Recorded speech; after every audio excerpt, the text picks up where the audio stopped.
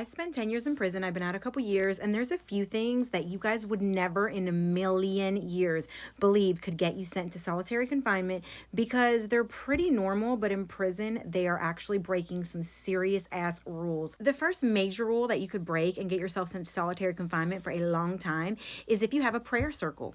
So if you don't know what a prayer circle is, it's when several women will get together in some part of the prison, probably their dorm, hold hands or get very close and kind of bow their heads and pray to God or whoever they pray to. They will usually all say something in unison and kind of speak it out, and they will do it quietly. It's something that's supposed to be inspirational and uplifting, but in the prison, if you're going to do this, you really need to ask the officers for permission and hope they give it to you. Don't just outright ever do it, and don't argue with them if they say no, because if you can get multiple women to band together and all perform the same act, it is inciting a riot.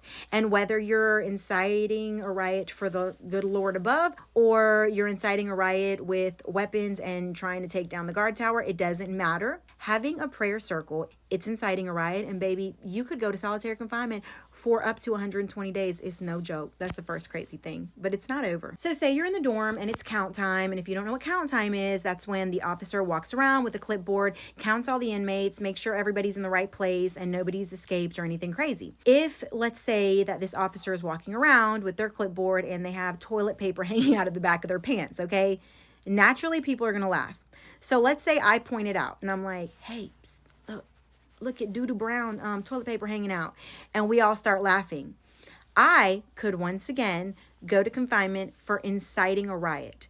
The reason being is because me, myself, one person, incited several inmates to all laugh and chime in to disrespect this officer and laugh about it during count time. So inciting a riot during count time is even more serious. So in prison overall, you just cannot get a bunch of congregated inmates to get on one accord with you and do anything that's of the same mind, because power is in numbers. And if you have a lot of inmates all doing and thinking the same thing, even if it's just laughing and joking, you're inciting a riot and you're going to solitary confinement.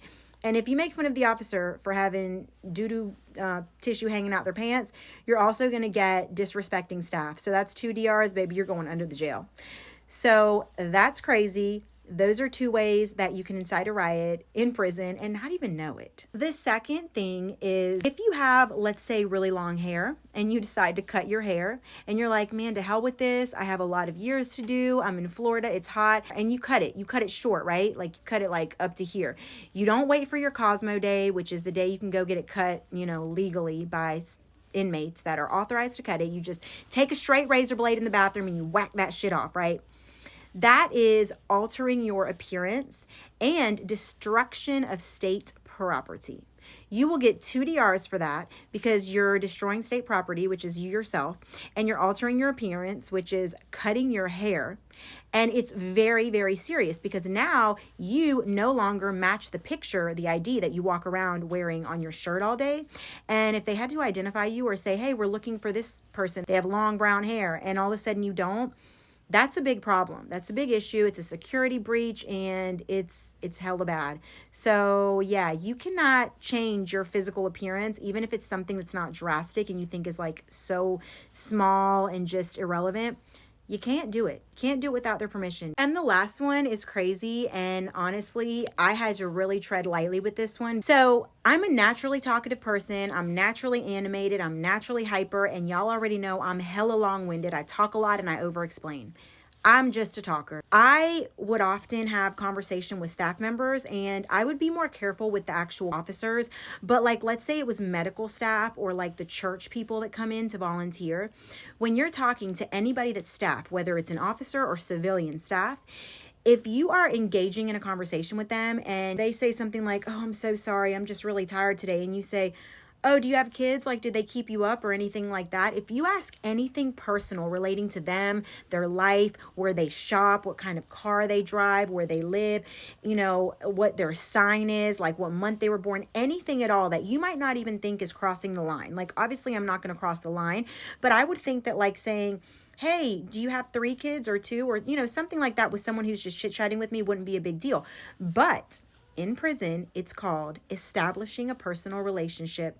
It's a 9-35 DR, and it carries a long time in confinement and will also get you shipped to another institution super quick. So yeah, guys, those are 3 things that'll put you in confinement, in solitary confinement really quickly, but you would never think coming in are actually rule-breaking infractions that are taken seriously. I love you guys, and thank y'all again for everything you do, okay?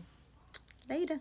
I spent 10 years in prison. I've been out a few years, and I'm going to tell you guys some very strange but interesting facts and rules about the Florida State female prison system that you guys would never know exist, but they're very real. First on the list, and this one's a doozy because you don't want to make your time hard by doing this mistake, you do not want to call a correctional officer a guard. It's demeaning to them. They don't like it. And honestly, calling them a guard will really make them dislike you like instantly, okay? Just call them officer. Officer and then their last name. That's it and that's all. Next, do you know that if you get a prison tattoo, if you fall and cut yourself on accident or purposefully, you know what I'm saying? Self-harm type of stuff. If you do anything to your body that is permanent and isn't supposed to be done or is not authorized and approved by the prison, you are literally going to get a prison charge. And the charge is destruction of state property because you, my dear, are state property. And if you were to cut yourself, let's say, even if you fall and it's an accident, you could get a DR for that because you're destroying or tampering with state property, and they don't take to that too kindly. I got in trouble for this one a couple times myself. I think it's completely bizarre. It's so far-fetched. When people think of contraband, they usually think of like illegal substances, things that are dangerous, could hurt people, stuff like that, right? But contraband can also just simply be something that is not in its original state. For example, if you buy a water bottle off Canteen for $1 because you don't get cups there, they don't just give you a cup. So if you want to drink something in the dorm and you don't want to sound like a slurping horse over the water fountain, then you might get a water bottle, drink the water, or somebody might gift you a water bottle, and then you will refill it up with water. You'll drink it throughout the day and it's like your little cup. But if you happen to make the mistake of putting water in that water bottle, and let's say you add a Kool-Aid packet or you add some instant coffee, and now there's no longer just water in there, you have contraband. And now that contraband will not only be taken from you, but you can actually get a DR for it because it's not in its original state. The next one is beyond ridiculous. Okay, so we are women in a women's prison. All the women in there, whether large or small, have tittle bitties, okay? We all have the breasticysts, okay? So if you happen to come into the prison and your breasticysts are on the rather voluptuous side, you will not be able to use the sports bra that they give you or the little triangle cone one that's for like a negative AAA. So what happens?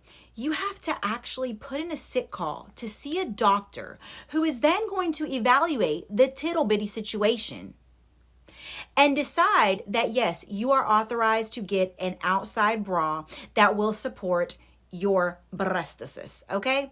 And it doesn't just stop there, because once you get that bra, you will have to carry a note. It's more of a permission slip from the doctor, and you'll have to keep it in your locker at all times, because when they do searches, if they find this bra that's not the one that you get from the property room, they will take it and they can charge you with contraband because it's not something the prison gives you or you can buy. So you have to keep that permission slip on you at all times. And it's just wild to me that for something that you are born with, you would need a permission slip to actually have the things that you need to keep that body part in place. Like, really? So yeah, you need a permission slip to get a bra, and you also have to see a doctor to get approval to have that bra. Crazy, right? This one's probably common sense, but we'll still talk about it. You know, the prison is a no-fly zone. You're not just going to be flying stuff over the prison and it's going to be okay with them, okay? They don't like that. There's houses that are somewhat close to the prison, and a person will get the occasional itch to fly a drone. So they'll fly the drone over the prison, and because it's a no-fly zone and it is a prison, they will immediately, once a drone is spotted, immediately lock down the entire prison. Everybody is to go to their dorm, and nobody can move until they have assessed the threat and neutralized it. It's a huge deal. Moving right along. So I was at a prison that was maximum security and death row was there. I did not know this going into it.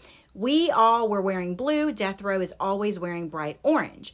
Also, I just assumed that they were in a cell all day, but they kind of had a little bit of freedom to move around, at least within that dorm. Not the case. What happens is death row literally stays in their cell all day. But the weird part was whenever they move, like they still have to go to medical, those girls still have to go to dental, they still have appointments and checkups and things like that they have to go to, just like the rest of us.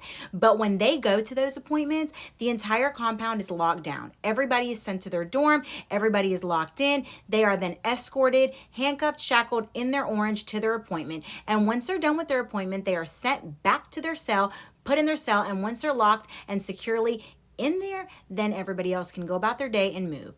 But you can always look out a window and see the little orange person walking and being escorted. However, they'll never be on the compound with anybody else at any point in time. People take this one seriously. I didn't. I still don't. But if you're new in prison, you're not a career criminal, you're really not about that life, you will often refer to people in prison as inmates.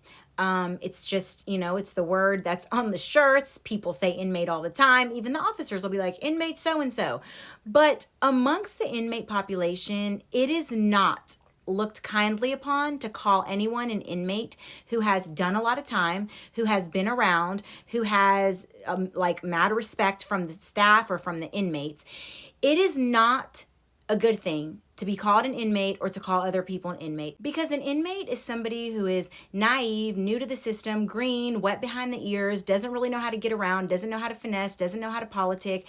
And that's not something that the people that are of an elite or higher prison status want to be referred to. So those kind of inmates are to be referred to as convicts. And you don't want to make the mistake of calling a convict an inmate, because a convict will get very offended. Convicts know how to do things. They're good manipulators. They know how to finesse things. They know how to politic with staff and inmates.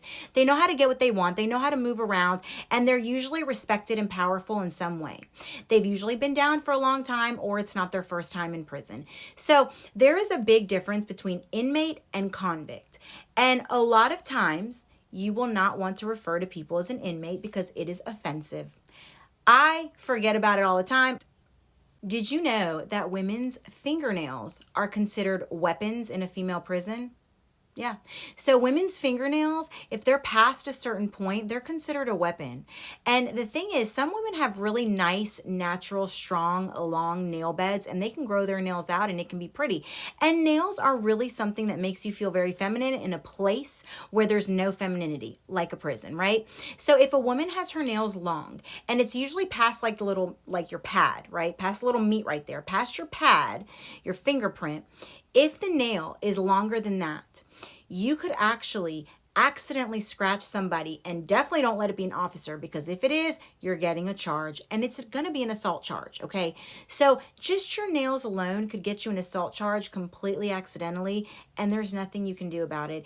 A lot of times, if you have long nails and an officer catches it, they will quite literally pull you over, send you to the first available dorm, and have the nails clipped, or send you to Cosmo and have them clip them. So to wrap up these ridiculous but very true prison rules is this right here. See this little guy? This is a ponytail holder. These are not the ones they sell in prison. They could never be so lucky as to get these in prison unless they're snuck in. But they sell really crappy, tiny little ponytail holders, like with a little metal clasp. They're really thin. They don't hold a lot of hair and they pop all the time.